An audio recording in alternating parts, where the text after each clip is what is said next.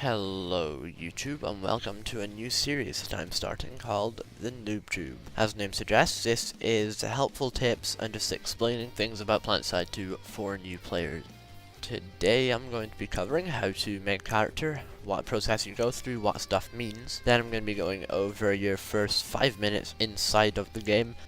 And finally, I'm going to be going all those menus and icons that are in the game that confuse the hell out of you guys. The first thing that you must do is to create a new character. To do this, click on an open character slot and select your faction. Now, which faction you are doesn't matter all that much and is much more dependent on the server you choose. However, just quick rundown. The new conglomerate, or NC for short, are low rate of fire, high damage. The Terran Republic, or TR for short, are high rate of fire, high magazine sizes, making them far superior in close quarters. And finally, the Vanu Sovereignty, or VS for short, are sort of a middle ground between damage and rate of fire. However, they are technologically superior, meaning that they have floating tanks and laser guns and plasma, as well as having no bullet drop.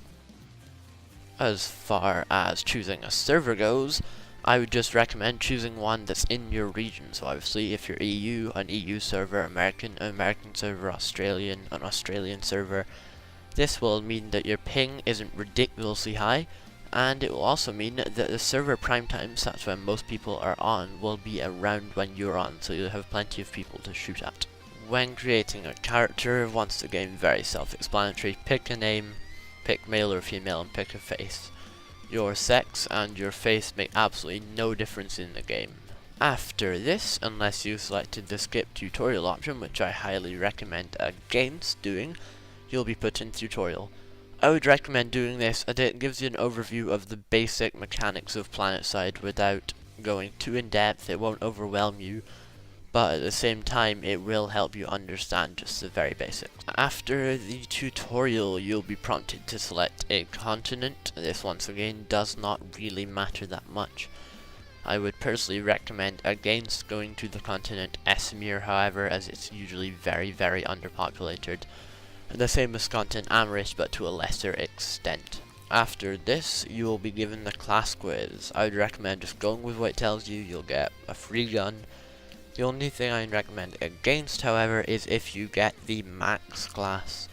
As maxes, you don't get to play as often, as they have a cooldown timer, as well as being a focal point for everybody to shoot at and costing infantry resources, which I'll get onto later. After this, you'll be prompted to use the instant action key. It will put you into a drop pod, into a fight, and from there you are left alone in the big bad world of Planetside 2. Now I am going to go over the menus, screens, and other things that pop up in your face while playing. One of the screens that you will be using all the time is the class screen. From here you can see all of your classes and swap about their loadouts. You can swap out weapons by clicking on the weapons icon. For here it's the Carnage AR, and that will take you into a menu with all of your weapons. From there you can click on a different weapon or click on the same weapon to equip it.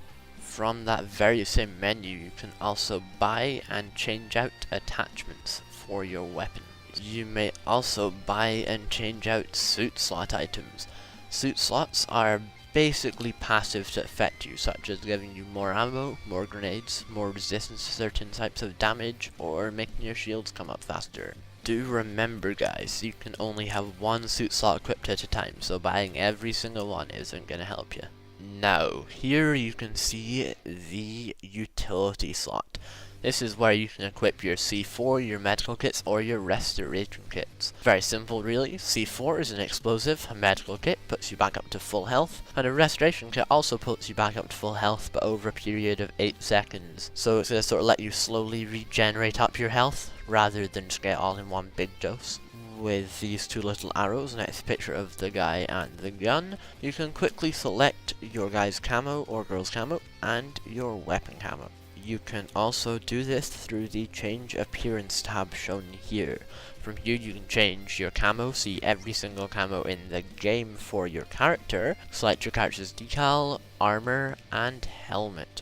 Okay, so now I'm going to go over the tab menu. This is just the menu that comes up when you press tab by default on your keyboard. So, from left to right, the tab menu shows you the base you're at with a scoreboard. Scoreboard shows people with the highest score in this facility, showing their battle rank, name, and kills. In general, the scoreboard is completely pointless. However, you do feel that little rush of pride whenever you're at the top of the scoreboard. Next, you have your status report. Below that, you have how many certification points, or cert points for short, you have, and how far away you are to the next cert point. After this, you have a little thing above there saying how long you've been playing for in this session, your score, your score per hour ratio, your facilities captured, facilities defended, how many kills you have, how many deaths you have, and your kill-death ratio, marks of K/D. In general, please do not pay attention to your KD.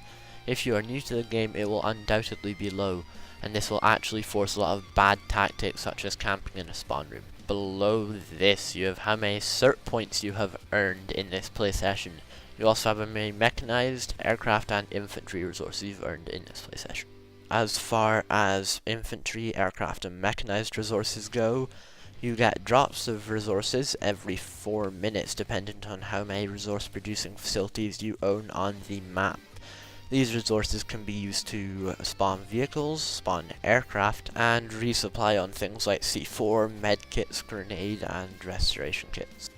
Infantry resources are also used to spawn in max unit. Below this, you can see if you have a boost equipped. If you do, it'll tell you how long you have and what kind of boost it is. Boosts basically are things you can buy or find in certain events, which basically give you an experience boost. They give you, say, 50% or 100% boost for a set amount of time before running out. Below this, you have your resources tab. This shows you how long it will be until your next resource drop. It will also show you how many aircraft, mechanized, and infantry resources you have, and how many you will get in the next resource drop. After this, you have finally your active benefits tab. This shows you how many passive benefits you have running at the time. Passive benefits can be things like slow health regeneration from a biolab, or maybe cheaper vehicles because you own a continent. And finally at the bottom, you have your available ribbon bonuses. This basically means every time you get a ribbon and you have an available ribbon bonus, you will get extra XP for that ribbon as well as the regular. Next to this, you have your ping. For those of you that do not know, ping is basically how fast your computer can communicate with the server, meaning that if you have a lower ping, you're going to have a less laggy game and you aren't going to have people glitching through walls. Thank you for watching, guys. This is only the first episode in a series, as I do realize there are many mechanics of Planetside 2, as well as classes and loads of other menu screens that need going over. However, if I did all of them, this episode would literally take a whole day to watch. Therefore, this will just be a multi-part series. Every time I make one, obviously, I'll upload it and you guys can see it. Hopefully, new players, you should learn something new and helpful with the game, and veteran players, hey, you might learn a mechanic you didn't know about. Who knows? Goodbye from JoJo.